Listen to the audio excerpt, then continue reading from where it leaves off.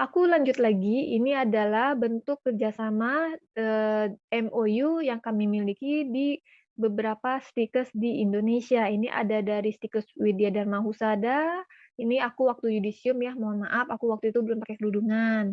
Nah, ini adalah, dengan Rumah Sakit Islam Jakarta dan ada lagi segera yaitu dari Universitas Muhammadiyah Tangerang, sedang dalam pembuatan MOU-nya. Nah, alur perekrutannya ini ada 6 langkah kalian harus pahami.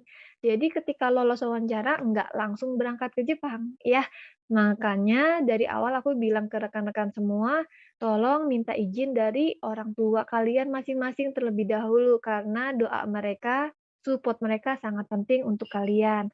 Nah, jadi rekan-rekan semua, nanti kalian wawancara di bulan Mei. Sebelum kalian wawancara dengan Dini dan Pak Kumura, kalian harus kirim CV dulu nih ke Dini. CV, scan KTP, scan transkrip nilai per semesternya, seluruh semesternya ke Dini. Lalu setelah screening dokumennya lolos, kalian wawancara dengan bahasa Indonesia dengan Dini dan Pak Kumura di sini ya, di bulan Mei. Tidak dikenakan biaya ya. Nah, lalu kalian ikut simulasi pelatihan bahasa Jepang selama 3 minggu. Apa saja yang akan diujikan? Yaitu kedisiplinan kalian ketika mengumpulkan tugas, daya paham kalian menguasai materi hiragana, katakana, dan bahasa kosakata dasar salam dalam bahasa Jepang. Dan juga ingat, simulasi selama 3 minggu ini ada sistem gugurnya. Kalian harus perhatikan tempo dan secara teknis cara pengisian pensubmitan tugas ya, karena kita pakai aplikasi, beberapa aplikasi. Jadi ada yang pakai Quizlet, WhatsApp, dan Google Form. Jadi kalian nggak harus standby 8 jam di depan laptop, nggak perlu ya. Secara online untuk di simulasi pelatihan bahasa Jepang tahap kedua ini. Kalian yang lolos tahap kedua, ikut wawancara dengan rumah sakit atau panti lansia di Jepang. Kami ada jadwalnya di bulan Mei ini, rumah sakit ya. Nah, kalian menjadi perawat lansia di Jepang, perawat lansia profesional. Kemudian bagi kalian yang lolos, kalian berhak mendapatkan pelatihan selama 4 sampai 6 bulan di Gading Serpong, Tangerang. Terus gimana kalau misalnya nggak lolos? Kalian bisa ikut lagi wawancara di gelombang selanjutnya, di bulan berikutnya di perusahaan yang berbeda. Oke, bisa rumah sakit, bisa panti lansia. Nah, untuk langkah keempat, yaitu pelatihan bahasa Jepang dan skill keperawatan lansia, Senin sampai hari Jumat, dari jam 9 pagi sampai jam 4 sore. Jadi intensif ya. Dan rekan-rekan semua, kalian akan juga, bergabung bersama tim kalian, keluarga yang akan kalian buat di Indonesia, yaitu misalkan satu perusahaan ini membutuhkan 6 orang, berarti satu tim ada 6 orang perawat lansia profesional, yang kalian harus belajar untuk bersosialisasi sejak dari Indonesia dan akan menjadi keluarga dekat kalian nanti di Jepang. Nah, kemudian pelatihan ini bertujuan supaya kalian lolos ujian bahasa Jepang tingkat N4 dan juga keperawatan lansia. Gimana caranya? Nanti akan kami bantu, Jellyfish bantu. Kalau kalian seandainya tidak lolos di tahap kelima, nggak perlu khawatir. Kalian akan kami berikan kelas remedial dan tidak dikenakan biaya untuk kelas remedialnya ya. Jadi pokoknya kalian akan kami jamin sampai kalian berangkat ke Jepang. Jadi inilah salah satu manfaatnya dengan mengikuti program di Jellyfish Indonesia, kepastian berangkat ke Jepang dan tidak dikenakan biaya untuk Jellyfish Indonesia, oke?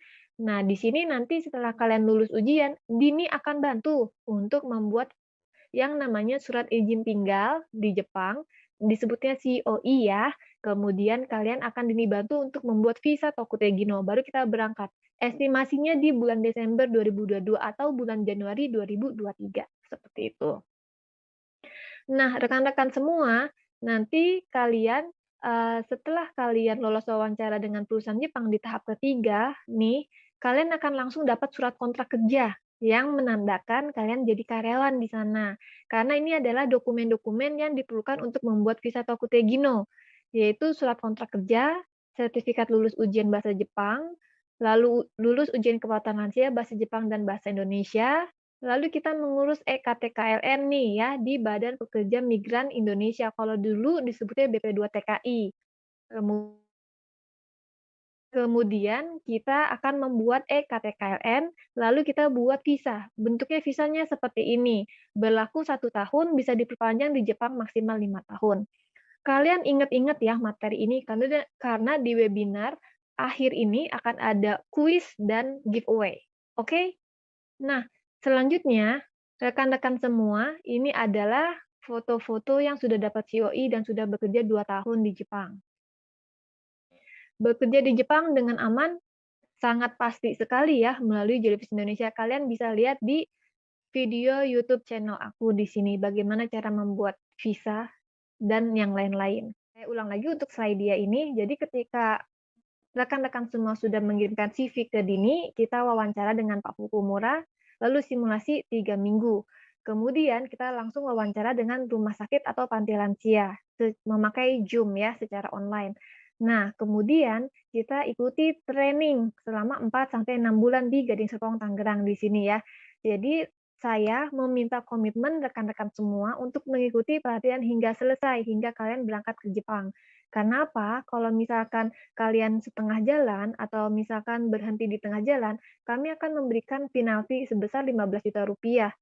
Tapi tujuan kami membuat sistem penalti ini adalah supaya rekan-rekan semua termotivasi tidak berhenti di tengah jalan karena kan kalian membawa nama negara Indonesia nih dan juga membawa alma mater kalian seperti itu. Karena pada dasarnya program ini gratis dan tidak dikenakan biaya sama sekali. Jadi untuk yang sudah berangkat ke Jepang sekarang, kemarin di tahun 2020 dan di bulan Maret 2022 kemarin itu nggak kena penalti, nggak perlu bayar apapun ya. Nah, setelah kalian ikut ujian, kalian akan dan dapat sertifikatnya ya, kalian akan dipandu membuat dokumen visa, lalu bagaimana mendapatkan apartemen di Jepang, ya pastinya yang dekat dengan tempat kerja kalian, lalu bagaimana mendapatkan tiket pesawat, ya, seperti itu.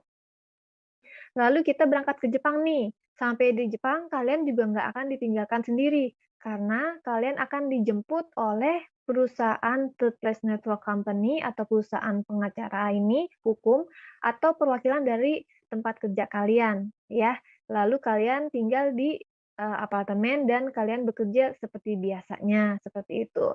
1 bulan kalian bekerja di Jepang, bisa nabung kurang lebih sampai 10 juta rupiah per bulannya loh, dengan 8 jam kerja dalam sehari dan 5 hari dalam 1 minggu.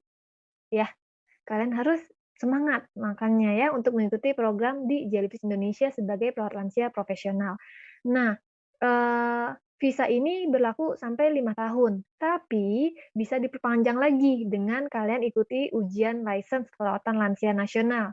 Jadi kalian bisa bekerja selama mungkin yang kalian mau 10 tahun juga bisa.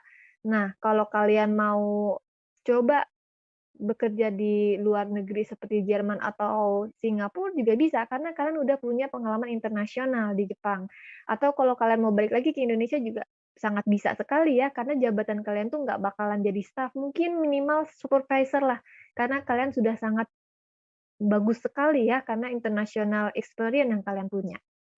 Persyaratan yang bisa kalian, miliki, jadi ini adalah persyaratan-persyaratan siapa saja yang bisa ikut program ini, yaitu mahasiswa akhir, lulusan keperawatan atau kebidanan, ya. Kemudian, dari D3, S1 atau nurse.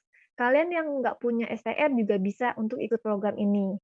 Kemudian, sudah dapat izin restu kedua orang tua atau pacar ya, karena mereka akan membantu dan mensupport kalian ketika kalian motivasinya turun.